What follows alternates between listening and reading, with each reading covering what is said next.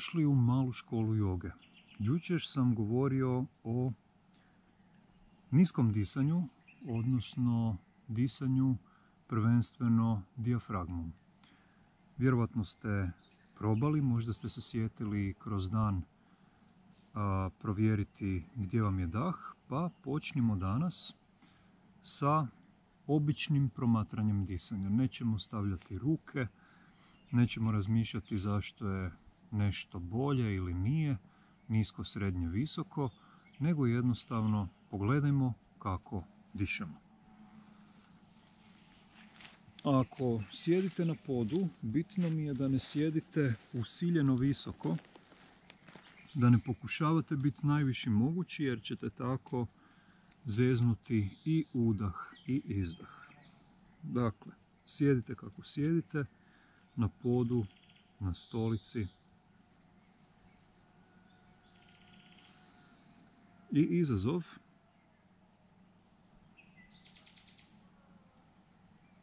Dišite samo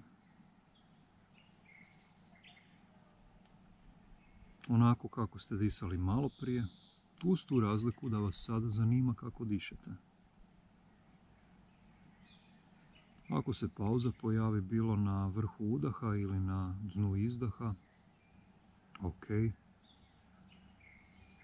Ako se ne pojavi, opet ok.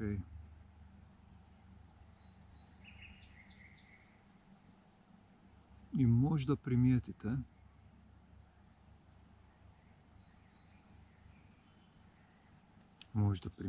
da dišete drukčije prema onoj ideji kako mislite da bi trebalo disati.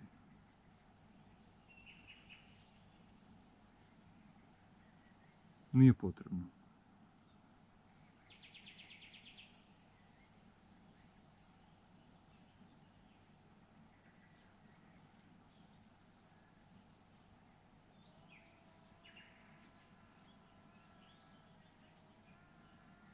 S onim naučenim od jučer vjerovatno primjećujete pokrete pupka, znate jesu li paradoksalni ili ne. I ne osjetite samo pomake pupka, nego i sa strane.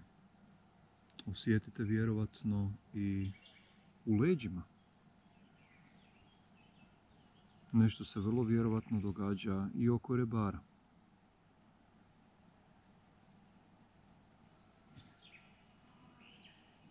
Možda se promijeni samo od sebe. Prema lakšem, potpunijem. Ako da, dobrodošlo je. Ali ako ne, ne forsiramo.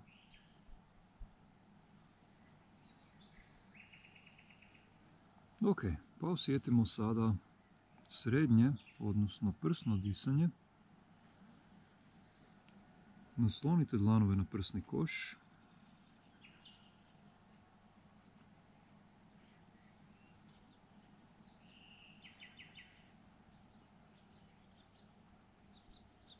Što novo primjećujete?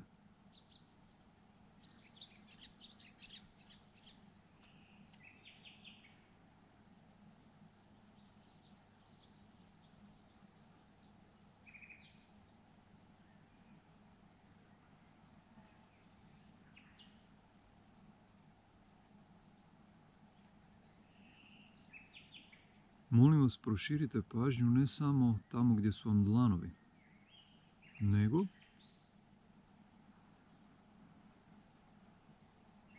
i okolo, gdje god su rebra, sa svih strana.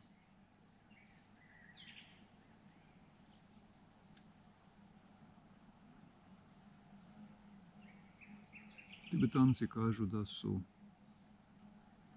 rebra kao košara koja čuva vitalne organe, srce i pluća.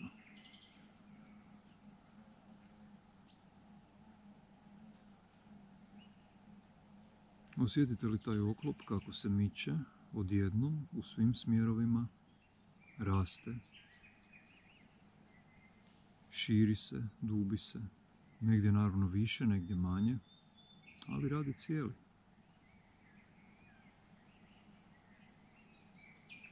Ok, i polako vratimo, nije ni ovo najprirodniji osjećaj. Ako vam trnu ruke, ne idemo za tim, nego želimo osvijestiti pokrete. Slučajno ako nekom nikako ne paše, možete one gume za rastezanje, možete napraviti 2 kruga s tom gumom, pa malo tek da vam pruža otpor kada udišete. Ona je puno bolja od nekakve fiksne trake. Ok, i sada bez ruku promotrimo opet.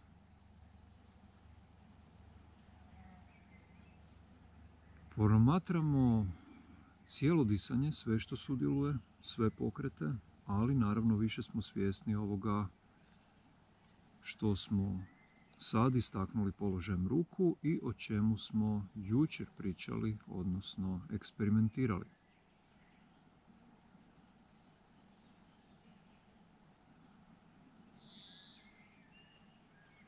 Bez prevelike analize, samo upijajte sirove podatke. Sve osjete što vam dopiru iz abdomena, sa strane trupa, leđa, prsnog koša, ramena, možda čak i vrata.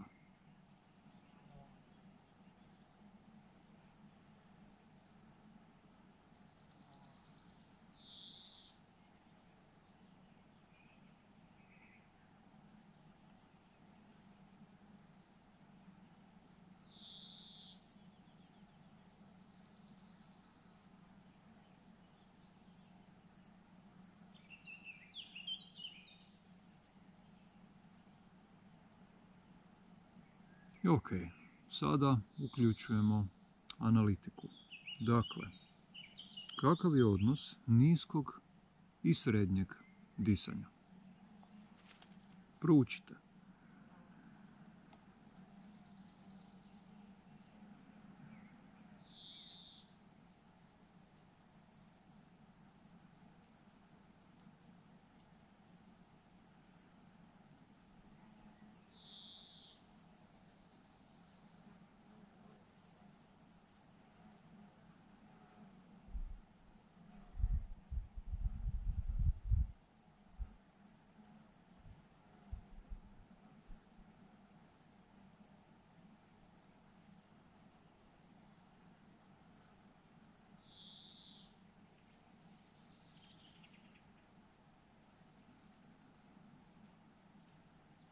Reći ću vam što ja primjećujem trenutno kod sebe. Kreće stezanje dijafragme, to gura sadržaj abdominalne šupljine prema napred, pupak ide napred.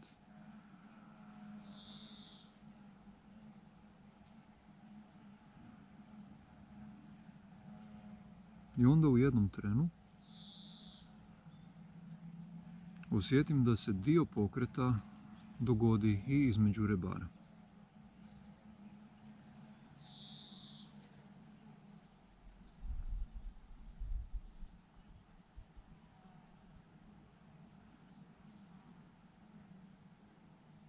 Na izdah obrnuto. Prvo se rebra skupe, onda krene pupak prema unutra.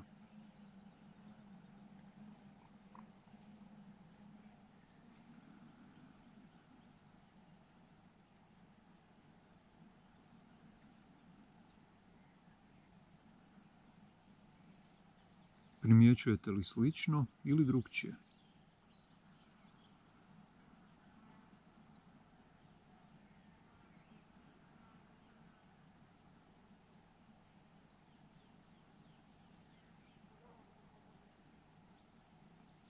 Sad probajte, ako je drukčije, polako promijeniti. Kao da se vrećica puni vodom, pupak ide od kralježnice i u trenutku kad osjetite lagano širenje gore prema rebrima, tu dopustite da se produži udah.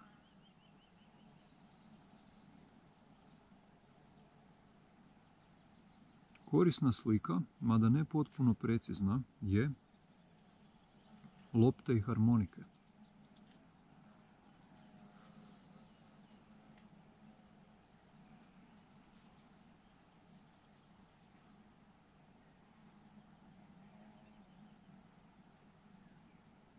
Gdje biste osjetili da se pomiče lopta? Napuhuje, odnosno ispuhuje. Gdje biste osjetili pokret slični pokretu harmonike?